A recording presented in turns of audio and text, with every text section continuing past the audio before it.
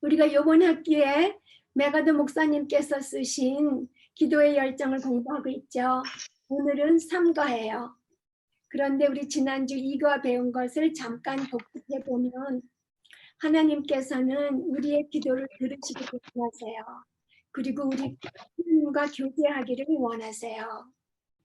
그리고 하나님께서는 우리가 하나님을 사랑하는 것보다 우리를 더 많이 사랑하시기 때문에 하나님과 교제하기를 원하는 것보다 하나님께서 우리와 교제하기를 더 많이 원하고 계세요.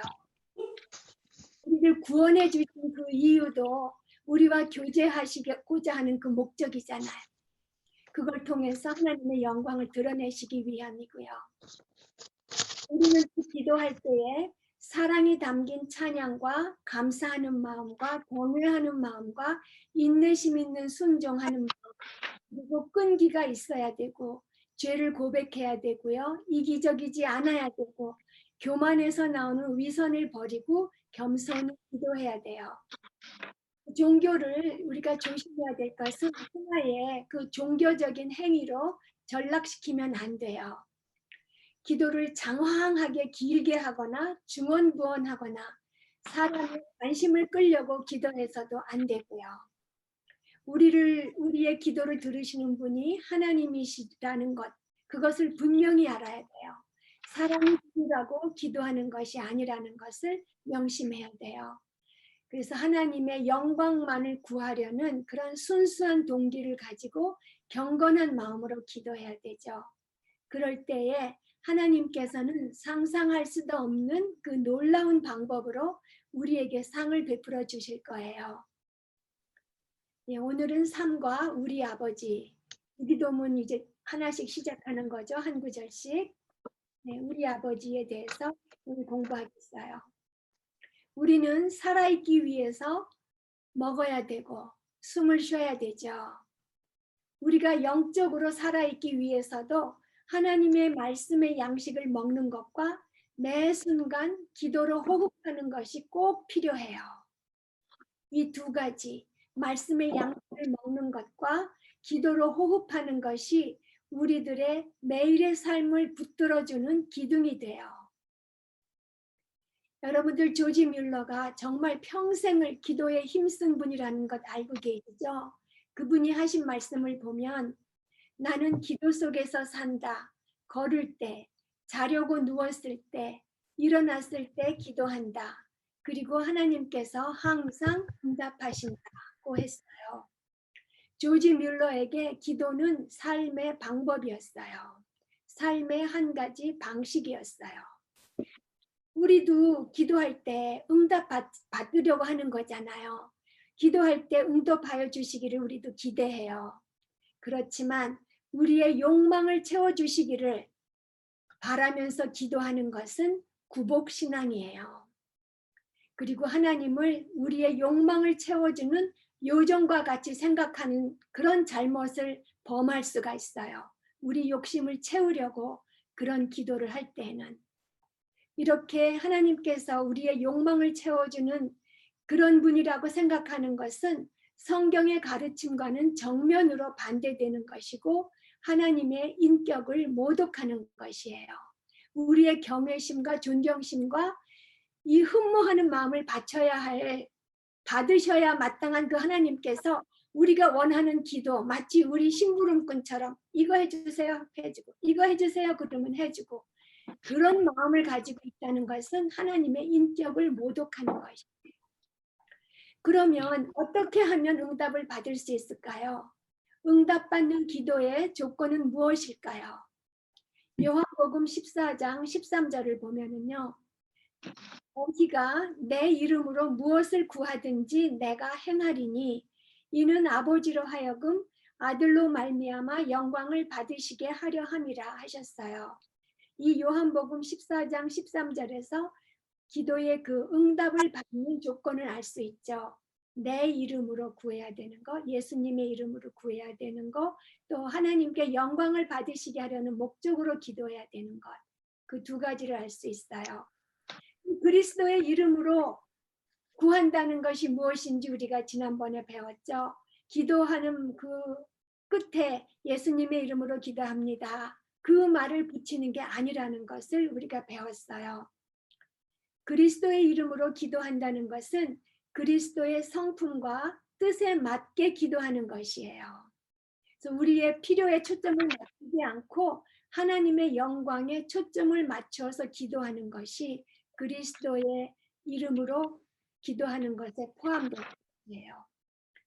그리스도의 성품과 뜻에 맞게 기도하고 하나님의 영광에 초점을 맞춰서 기도하는 것. 그것이 그리스도의 이름으로 기도하는 것이에요. 예를 들면 요나가 물고기 뱃속에 먹혔을 때도 날 꺼내주세요 라고 기도하지 않았어요. 요나서 2장을 보면 내 영혼이 내 속에서 피곤할 때에 내가 여호와를 생각하였더니 내 기도가 주께 이르러 싸우며 주의 성전에 미쳤나이다. 나는 감사하는 목소리로 주께 제사를 드리며 나의 서원을 주께 갚겠나이다. 구원은 여호와께 속하였나이다 라고 기도했어요. 그렇게 기도했을 때에 10절에 보면 여호와께서 그 물고기에게 말씀하심에 요나를 육지에 토하니라. 네, 요나의 기도는 응답을 받았어요. 그래서 요나는 당장 죽을 것 같은 그 상황에서도 온전히 하나님을 의뢰하면서 하나님의 성품을 찬양했어요. 이 말씀에서 우리도 배워야 할 것이 있죠. 우리도 요나처럼 기도해야 돼요. 그러면 요나처럼 고난 속에서도 하나님의 성품을 찬양하면서 기도하려면 어떻게 해야 될까요? 고난 그 자체에 집중하지 않고 하나님께 집중해야 돼요. 하나님께서 모든 것을 주관하고 계시면서 모든 것을 그 뜻대로 이루시는 분이라는 것을 우리가 분명하게 알아야 되죠. 그래서 내가 지금 겪고 있는 이 고난도 하나님께서 허락하신 거라는 것을 알아야 되고요. 이 고난이 해결되고 안 되고 하는 것은 하나님의 손에 달려 있다는 것을 확실히 알고 의뢰할 때에 우리가 요나처럼 고난 속에서도 하나님을 찬양하고 하나님께 감사드리며 기도할 수 있는 것이에요. 그러면 우리가 고난 속에서도 감사하면서 기도하려니까 고난에 빠져 있는 그 자체를 감사해야 되는 것인가?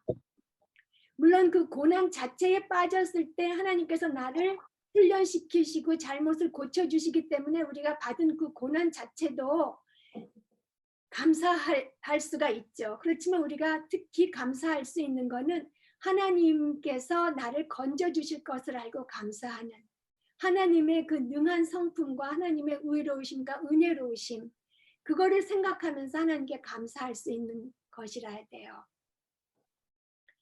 그런데 우리가 보면 요나가 물고기 뱃속에서 살아나왔어요. 그것을 보면 요나를 살리시는 것이 하나님의 계획이었다는 것이 분명해요. 그걸 알 수 있어요.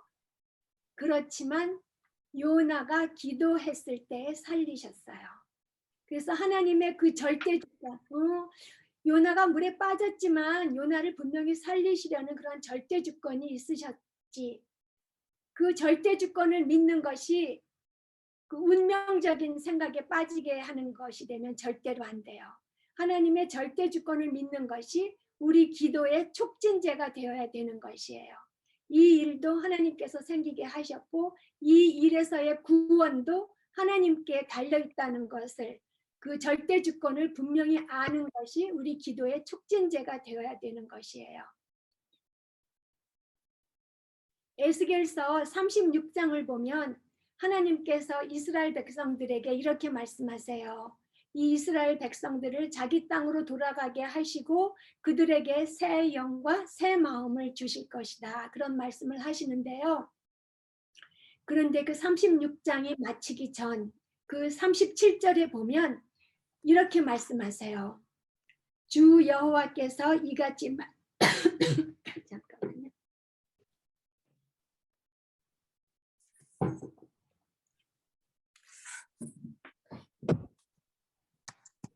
주 여호와께서 이같이 말씀하셨느니라. 이렇게 다 돌려주고 자기 땅으로 돌아가게 하고 또 새 마음과 새 영을 주실 거라고 말씀하셨느니라. 그래도 이스라엘 족속이 이같이 자기들에게 이루어주기를 내게 구하여야 할지라 하셨어요. 예. 하나님의 계획이 다 있지만 우리의 의무는 하나님의 그 주권적인 주권을 의뢰하고 우리는 기도해야 되는 것이에요. 그래서 모든 일에 하나님의 주권적인 계획이 있어요. 그렇지만 우리는 하나님을 의뢰하면서 기도함으로써 그 주권적인 계획을 이루시는 하나님을 영화롭게 해야 하는 책임이에요. 하나님께서는 어떤 분이세요? 시편 110편 3절에 보면 하나님은 하늘에 계셔서 원하시는 모든 것을 하시는 분이라고 해요. 그 선하신 뜻대로 모든 것을 이루시는 분이세요. 그래서 우리는 기도할 때 이런 하나님의 지위와 하나님의 권리와 하나님의 권세를 인정해야 돼요. 그리고 하나님의 뜻에 겸손하게 우리의 뜻을 맞추어야 하고요. 기도할 때에 우리는 겸손하게 낮아지고 하나님께서는 높아지시는 것이 참된 기도예요. 우리는 겸손하게 낮아지고 하나님께서는 높아지시는 것이 참된 기도예요. 그래서 우리가 또 오늘부터 공부할 주기도문, 그 주기도문은 제자들의 기도라고 하는 것이 더 정확한 말이에요. 왜냐하면 그 주기도문 안에는 우리의 죄를 사하여 주시옵고라는 말이 있잖아요. 그러니까 죄 없으신 예수님께서는 죄를 사하여 달라고 기도하실 수 있는 게 없어요. 그래서 그 기도는 제자들의 기도라고 하는 것이 더 맞아요. 그렇지만 우리가 흔히 그냥 주기도문이라고 하기 때문에 그냥 주기도문이라고 말을 하겠어요.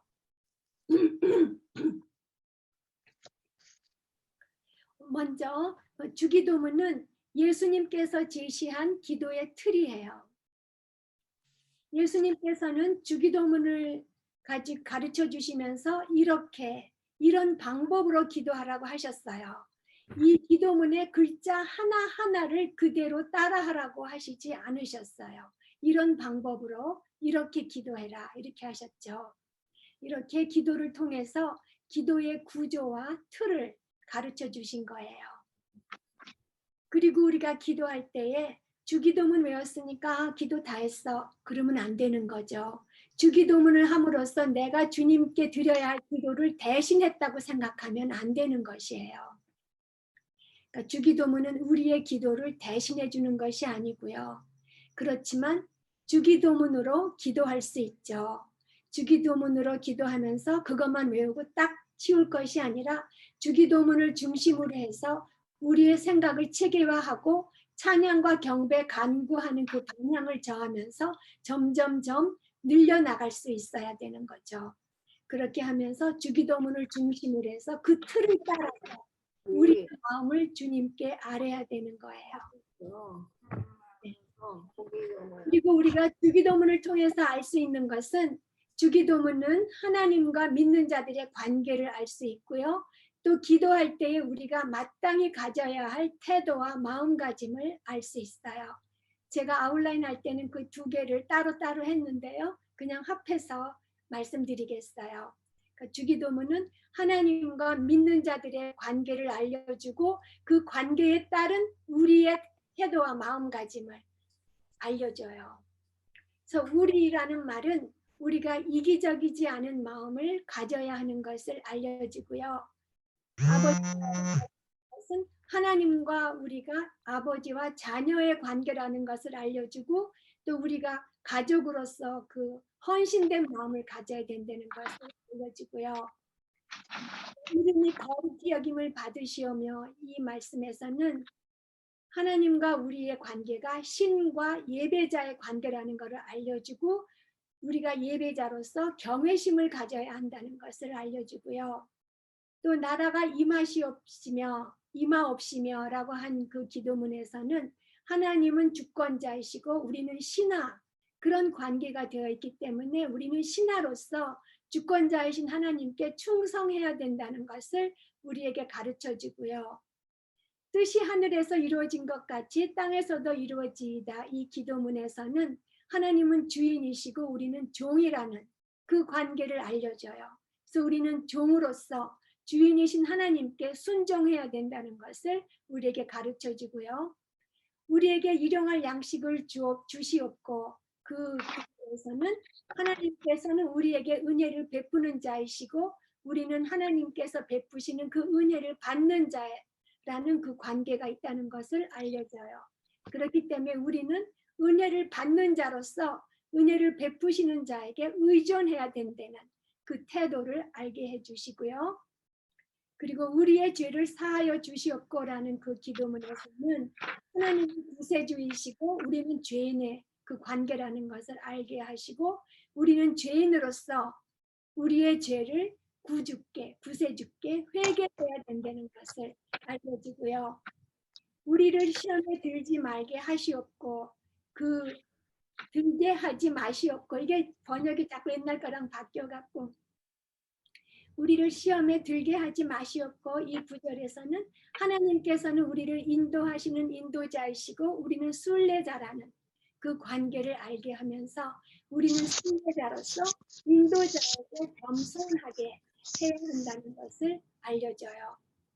그리고 나라는 아버지의 승리를 나타내고 영광은 아버지께서 높임 받으셔야 함을 나타내고요.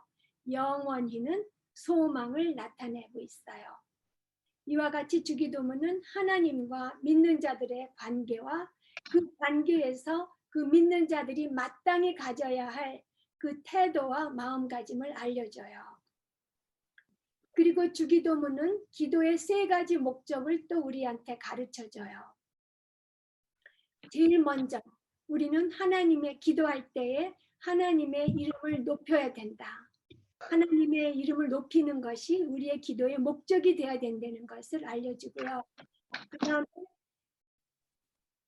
2번째가 책에 있는 거랑 제가 번역을 다르게 했어요. 2번째는 다른 사람을 인도하는 거라고 돼 있는데 그런 뜻이 아닌 것 같아요. 우리 기도하는 내가 하나님의 나라로 들어가고 기도하는 내가 하나님의 임재하심 앞으로 나아가는 것이 그 목적이라고 생각해요. 기도의 2번째 목적이고요. 그리고 3번째로는 하나님의 뜻을 행하는 것이에요. 그래서 주기도문은 기도의 3가지 목적을 가르쳐 주는데요. 하나님의 이름을 높이고 우리 기도하는 우리가 하나님의 나라로 들어가고 그거는 즉 하나님의 임재하심 앞에 나아간다는 뜻이고요. 그리고 3번째로 하나님의 뜻을 행하는 것이 기도의 목적이라는 것을 우리에게 알려줘요. 그리고 또 주기도문은 하나님께서 우리에게 베푸시는 3가지를 보여줘요. 우리에게 필요한 것이 무엇이죠? 현재, 일용할 양식이 필요하죠. 그리고 과거에 지은 모든 죄를 용서해 주셔야 되는 것이 우리는 필요해요. 그리고 또 미래의 시험에서 또 우리를 보호해 주는 것이 우리한테는 꼭 필요하죠. 그래서 주기도문은 우리에게 꼭 필요한 이 3가지 현재 일용할 양식과 과거의 죄를 용서해 주시는 것과 미래의 시험에서 보호해 주시는 것, 이 필요를 하나님께서 우리에게 주시지 않으면 채워질 수 없음을 우리한테 상기시켜주고 있어요.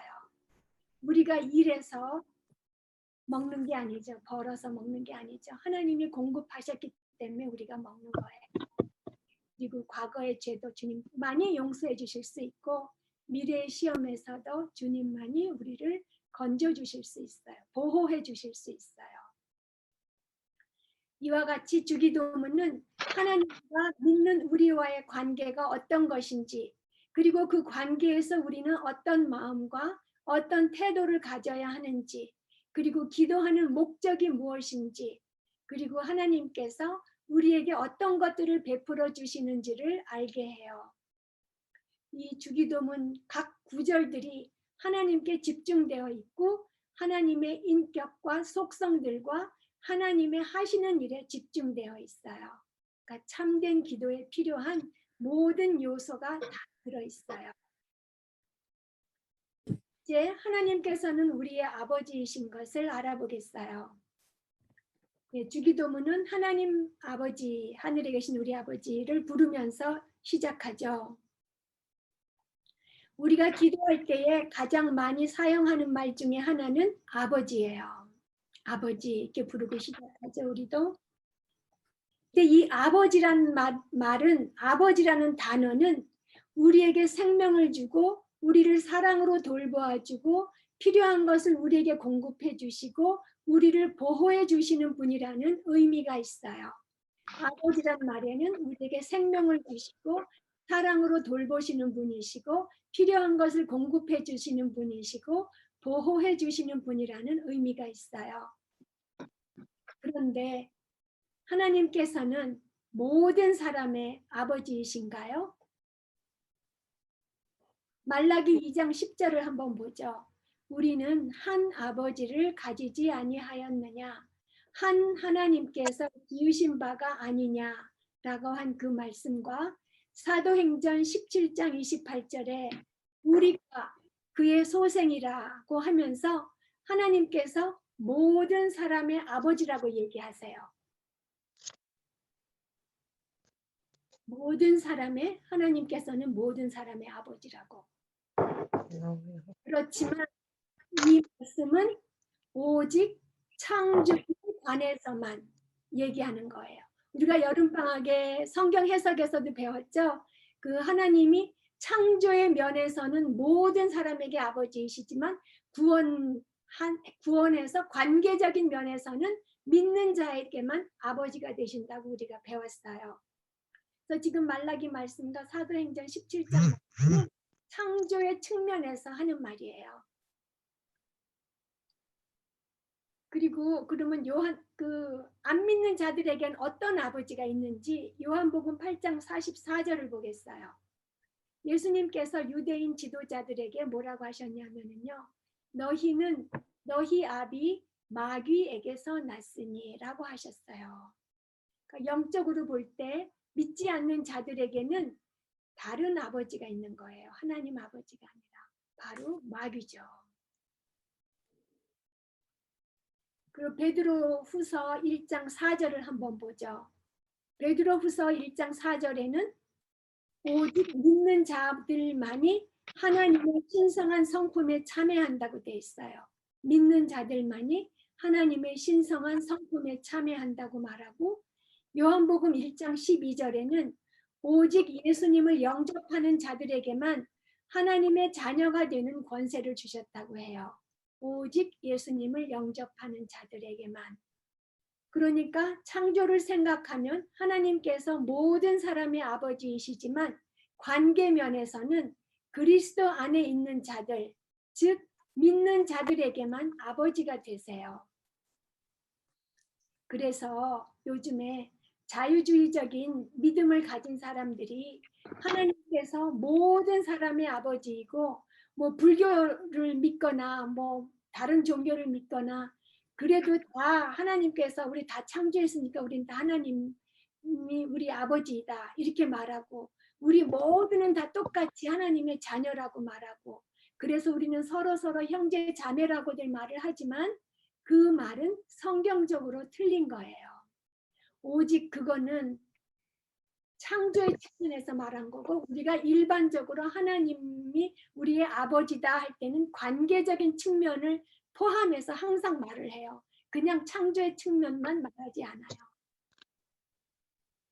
그래서 하나님의 가족으로 거듭난 사람, 예수님을 믿고 영접한 사람만 하나님의 아들이라고 불릴 권리가 있고 하나님을 아버지라고 부르면서 친밀한 교제를 할 권리가 있어요. 그러니까 믿는 자들만 하나님의 사랑하는 자녀가 되어서 하나님께로 나아갈 수 있죠. 그러면 어떻게 해야 하나님의 가족이 될 수 있을까요? 어떻게 해야 하나님의 사랑하는 자녀가 될 수 있을까요? 정말 중요한 문제잖아요. 예, 하나님을 알고 하나님이 어떤 분이신지 알고 내가 어떤 사람인지 알고 그거로부터 시작하는데요. 하나님은 거룩하다는 것을 알아야 돼요. 그리고 나는 죄인이라는 것을 알아야 되고요. 그래서 거룩하신 하나님께서 이 세상과 나 자신을 포함한 이 모든 세상의 주인임을 인정하고 하나님의 거룩하심에 비추어서 나 자신의 죄를 회개해야 돼요. 그리고 내 죄를 대속하여 주신 예수님을 구세주로 영접하고 예수님을 주님으로 모셔야지 하나님의 자녀가 될 수 있어요. 그래야지 하나님을 아버지라고 부르면서 기도할 수 있어요. 그러니까 이게 또 복음이잖아요. 그러니까 우리가 항상 복음을 생각하고 우리 생활의 기본이 되는 게 이제 옛날에 그냥 우리 엄마 아버지의 딸로서 살 때는 이걸 몰라도 되지만 이제 하나님의 자녀가 됐다 그러면 이거를 분명하게 알아야 돼요. 내가 어떤 신분이 됐는지, 거룩하신 하나님의 자녀가 됐다는 거, 어떻게 해서 됐는지, 내 죄는 어떻게 된 것인지, 누가 내 죄를 용서해 줬는지, 누가 나의 주님이고 나의 구세주인지 그거를 확실히 알아야 돼요. 그렇게 우리가 죄를 회개하고 예수님을 영접했을 때에 우리가 이제 하나님의 자녀가 되는데요. 그러면 유대인들은 하나님을 어떻게 생각했을까요? 예, 경건한 유대인들은 하나님께서 이스라엘의 아버지이시며 가까이 계신 분이시고 또 은혜로우시고 인도하시는 분이시며 순종을 요구하시는 아버지라는 것을 알고 있었어요. 그래서 먼저 이스라엘 민족의 아버지이신 하나님을 보면은요. 이사야서 64장 8절에 보면 여호와여 이제 주는 우리 아버지시니이다라고 해요. 우리 아버지라고. 그러니까 하나님께서 자기들 하나하나의 개인적인 아버지라고 생각하기보다는 이스라엘 민족을 돌보시는 민족의 아버지라고 생각했어요. 그리고 유대인들은 하나님을 가까이에 계신 아버지로 생각했어요.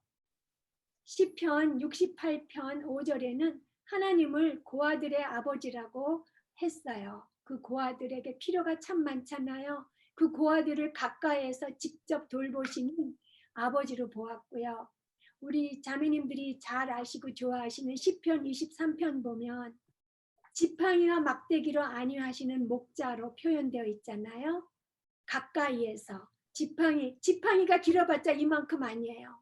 그걸로 우리를 안위하실 수 있는 만큼 가까이 계신 분으로 본 거예요. 그리고 또 경건한 유대인들은 하나님을 은혜로우신 아버지로 보았어요.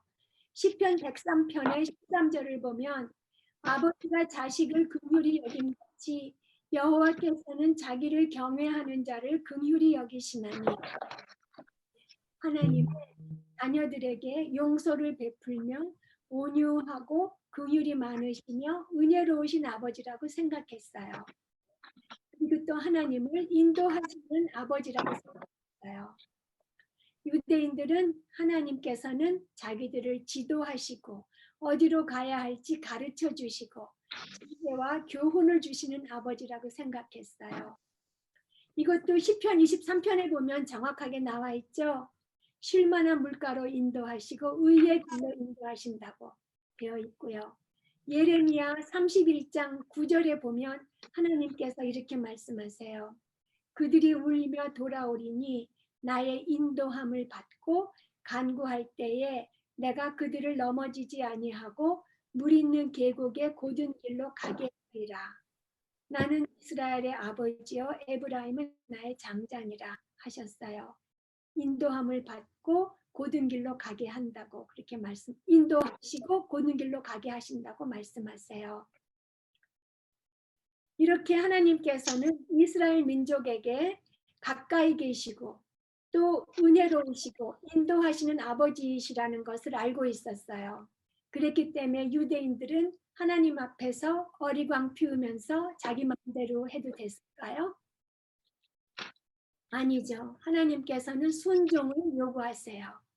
경건한 유대인들은 하나님께서 순종을 요구하시는 아버지라는 것을 알고 있었어요. 신명기 32장 6절에는 어리석고 지혜 없는 백성아 여호와께 이같이 보답하느냐 그는 내 아버지시여 너를 지으신 이가 아니냐라고 해요. 정말 어리석고 지혜 없는 백성, 이렇게 보답한다는 거는 순종하지 않는다는 거죠. 그러니까 순종하려는 거. 왜냐하면 그는 내 아버지시고 너를 지으신 이가 아니냐. 그러니까 너희들은 순종해라. 그런 말이에요. 유대인들은 하나님께서 사랑과 은혜가 무한하시며 용서하시는 아버지라고 해도 아버지이기 때문에 자녀로서 순종해야 된다는 것을 분명히 알고 있었어요. 이것이 구약의 경건한 유대인들이 갖고 있던 하나님 아버지에 대한 생각이에요. 이제는 하나님께 대한 성경적인 관점을 알아보겠어요. 예수님 시대에 살았던 대부분의 유대인들은 이방신들을 섬겼어요. 그래서 하나님과의 그 참된 관계가 끊어지게 되고 하나님을 어떻게 생각했냐 하면 사람들의 필요에 무관심한 멀리 계신 두려운 존재로 생각했어요. 이방인들이 이방신을 생각하는 것 같이 자기들의 필요에 무관심하고 멀리 계시고 그런 두려운 존재라고 생각했어요. 그런 유대인들에게 예수님께서는 하나님께서는 자녀들의 필요를 돌보아 주시는 아버지라는 것을 가르쳐 주신 거죠. 그러면서 하나님을 아버지라고 부르며 기도하라고 하셨어요. 예수님께서도 단 한 번의 그 예를 제외하고는 모든 기도에서 하나님을 아버지라고 부르고 기도하셨어요. 그 한 번의 예는 예외된 그 예는 예수님께서 십자가상에서 세상의 모든 죄를 짊어지셨을 때 기도한 그 순간이에요. 세상의 모든 죄를 짊어지셨기 때문에 하나님을 친밀하게 아버지라고 부르실 수 없으셨던 거죠. 그때에는 하나님이라고 부르셨어요. 또 우리가 공부할 그 주기도문에 우리 아버지, 하늘에 계신 우리 아버지 할 때 그 아버지에는 그리스어 파테어가 사용되고 있어요. 그렇지만 예수님께서는 하나님과 자녀들 간의 인격적이고 친밀한 관계를 강조하기 위해서 아람어인, 그 당시 아람어가를 보통 백성들이 쓰고 있던 말이거든요. 아람어인 아바를 사용하셨을 가능성이 높아요. 이 아바는 우리말로 아빠에 해당하는 말이에요. 그러니까 하나님을 사랑이 많으신 우리 아버지로 받아들이고 기도하는 것, 그렇게 아버지로 받아들이고 기도하라고 하셨죠. 그렇게 기도하는 것은 우리에게 어떤 유익이 있을까요?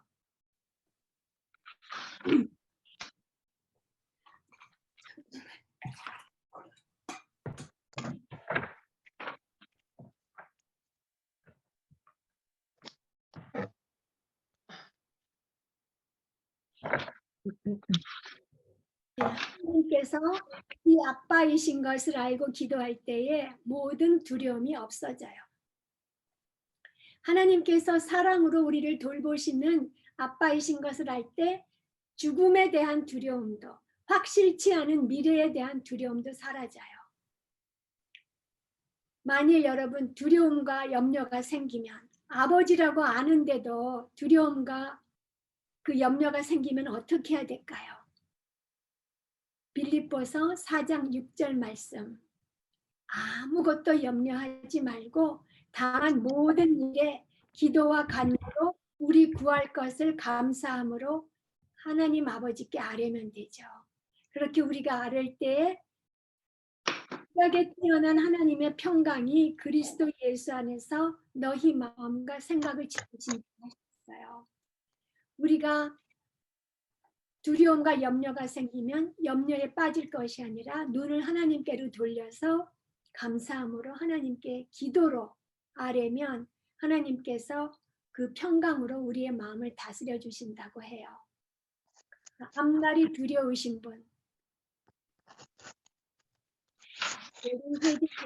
예수님께 나가세요. 하나님께서 우리 아빠이신 것을 아실 때에 두려움이 사라져요. 그리고 하나님을 우리 아버지로 알고 기대하는 것은 우리에게 소망을 줘요. 우리 육신의 아버지들도 자녀들을 돌보느라고 모든 노력을 아끼지 않아요. 그렇다면 하늘에 계신 우리 아버지께서는 얼마나 더 자녀들을 사랑하고 보호하고 도와주시겠어요. 비교가 안 되죠. 우리가 예수님 믿기 전에 철학자들의 이야기 좋아했잖아요. 철학자들이 인생을 뭐라 그래요? 허무하다고. 많은 일들이, 모든 일이 헛수고가 되고 잠시 기쁘지만 결국은 헛수고가 되고 늙었다가 우리는 죽어 없어질 것이고 허무하다고 생각하는 게 당연해요. 하나님을 모르는 그들이 아무리 공부는 많이 하고 생각은 많이 했다고 해도 다 쓸데없는 것만 생각한 거예요. 하나님을 모르는 그들이 소망이 없고 허무하다고 생각하는 것은 당연해요. 그렇지만 점점 타락해가는 이 세상 속에서도 우리 아버지이신 하나님께서는 우리의 앞날을 돌봐주실 거예요. 죽을 때까지가 아니잖아요. 우리는 죽어서도 돌보아 주실 것이라는 그 영원한 소망이 우리에게는 있어요. 그러니까 소망이 없으신 분이 있으시다면 죄를 회개하고 예수님께 나오세요. 하나님을 아버지로 알게 될 때에 소망이 생겨요. 그리고 하나님을 우리 아버지로 아는 것은 외로움을 없애줘요. 세상에 그 어떤 일이 생겨도 하나님 아버지께서는 우리를 절대로 버리지 않으세요. 히브리서 13장 5절에 보면 내가 결코 너희를 버리지 아니하고 너희를 떠나지 아니하리라 하셨어요. 로마서 8장 39절에 보면 우리를 우리 주 그리스도 예수 안에 있는 하나님의 사랑에서 끊을 자 없다. 끊을 수 없느니라 이렇게 했어요. 하나님께서는 자녀를 사랑하시는 사랑의 아버지이세요. 우리가 사랑을 받는 줄을 알 때에 외롭지 않죠. 아무리 누가 나를 사랑해도 내가 사랑받는 줄을 모르면 우리가 그 사람이 왜 나를 사랑하지 않지? 그리고 내가 외롭다고 할 수가 있어요. 그러니까 우리가 하나님께서 나를 아무리 사랑하고 독생자 예수님을 죄 없으신 예수님을 내 죄를 대신 지시고 돌아가시게 할 정도로 나를 사랑하셨어도 내가 그거를 확실히 모르고 깊이 느끼지 못하면 외로울 수가 있는 거예요. 그래서 외롭지 않으려면 하나님이 어떤 분이시고 나를 위해서 어떤 일을 하고 계시고 어떤 일을 하셨는지를 분명히 알면 알수록 외롭지 않아지는 거예요. 그래서 말씀을 읽어야 되는 거죠.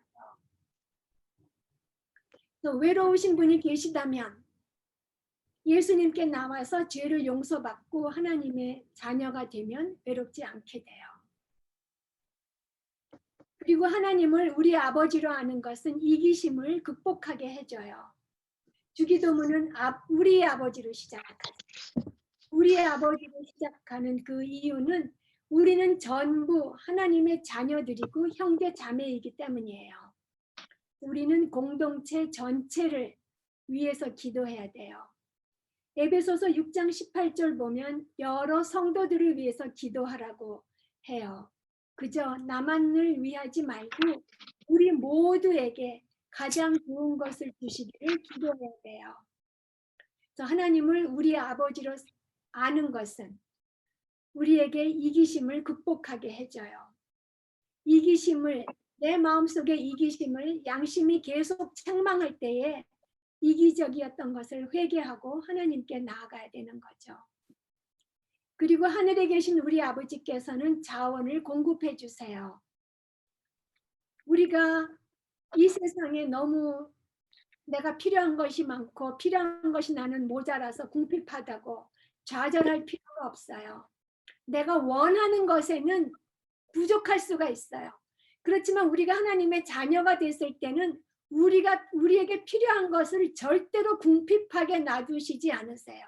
필요한 것은 하나님께서 다 채워주세요.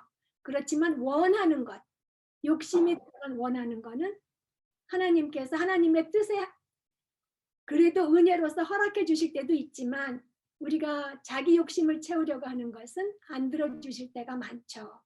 우리의 거룩함을 위해서 안 들어주시는 거예요. 그래서 우리에게는 하늘에 계신 아버지가 계시기 때문에 우리가 필요한 것이 부족하지 않아요. 에베소서 1장 3절에 보면 하나님께서는 하늘에 속한 모든 신령한 복을 우리에게 주신다고 하셨어요. 하늘에 속한 모든 신령한 복. 그리고 에베소서 3장 20절에는 우리가 구하거나 생각하는 모든 것에 더 넘치도록 능히 하신다고 하세요. 그래서 우리가 하나님을 신뢰하고 기도할 때 우리는 하늘에 속한 모든 풍성한 자원들을 쓸 수 있게 돼요. 그런데 이 기도를 단지 물질적으로 내가 원하는 거에만 갖다 대서 기도하면 안 되는 거예요. 하늘에 신령한 모든 복은 하나님의 그 지혜, 하나님께서 우리가 부족하다고 하나님께 나가서 간구할 때 주시는 그 지혜나 또 우리가 자기 죄를 알고 회개할 수 있게 해주시는 그런 복이나 우리가 예수님의 형상을 닮아가는 데 필요한 그 복을 우리에게 주시고 우리의 필요를 채워주시는 것인데 이거를 그냥 물질적인 것에만 먼저 갖다 대고 기도하면 안 되죠. 우리의 필요와 우리의 영적인 부요함을 위해서 기도할 때 이 기도가 더 맞는 것 같아요. 그래서 그러면 하나님께서 하늘에 계신 우리 아버지, 예, 하늘에 계시니까 기도할 때 우리는 큰 소리로 외쳐야 될까요? 우리가 큰 소리로 외치면 그 기도가 하늘에 닿을까요? 아무리 크게 외쳐도 우리의 목소리는 진짜 하늘에 닿을 수 없어요. 하늘에 닿는 기도는 마음을 다해서 간절히 하나님의 뜻에 맞게 구하는 기도예요. 하늘에 닿는 기도는 목소리 크게 하는 기도가 아니라 마음을 다해서 간절히 하나님의 뜻에 맞게 구하는 기도예요. 그런 기도에 응답하셔서 아버지께서는 무한히 큰 창고에서 우리에게 부어주세요. 그런 하나님 아버지께서는 우리에게 순종을 요구하세요. 하나님의 친아들이신 예수님께서는 자기의 뜻이 아니라 아버지의 뜻을 행하기 위해서 하늘에서 내려오셨죠. 겸손하게 아버지와 동등됨을 취할 것으로 여기지 아니하시고 순종하셨어요. 그러니 양자로 선택받은 우리들은 얼마나 더 하나님의 뜻을 잘 받들어야 할까요? 하나님을 향한 순종이 바로 우리와 하나님과의 관계를 잘 보여주는 지표예요. 우리가 순종할 때에 정말 우리 하나님은 나의 주님으로서의 대접을 받는 거예요. 우리가 불순종하면 우리가 주여 주여 하더라도 주님으로서 대접하는 거 아니잖아요. 하나님을 향한 순종은 우리와 하나님과의 관계를 가장 잘 보여주는 지표예요. 그래서 불순종하여서 양심의 책망을 받으신다면 회개하고 돌아오셔야 돼요. 회개하고 돌아오면 하나님께서는 은혜 안에 용서하시고 사랑으로 돌보아 주실 것이에요. 하나님께서 우리 아버지이시라는 것을 알 때에 우리는 두려움이 없어지고 소망이 생기고 외로움이 없어지고 이기심도 없어지고 하늘의 모든 자원을 쓸 수 있을 뿐만이 아니라 순종하게 되죠.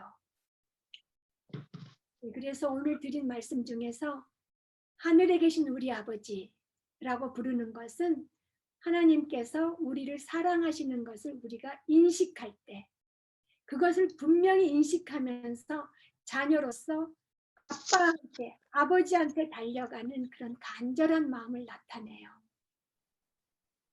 그리고 우리가 이렇게 하나님께 간절한 마음으로 겸손한 마음으로 경외하는 마음으로 달려갈 때에 우리의 기도가 하나님의 목적과 영광에 부합한다면 하나님께서는 기도를 들어주세요.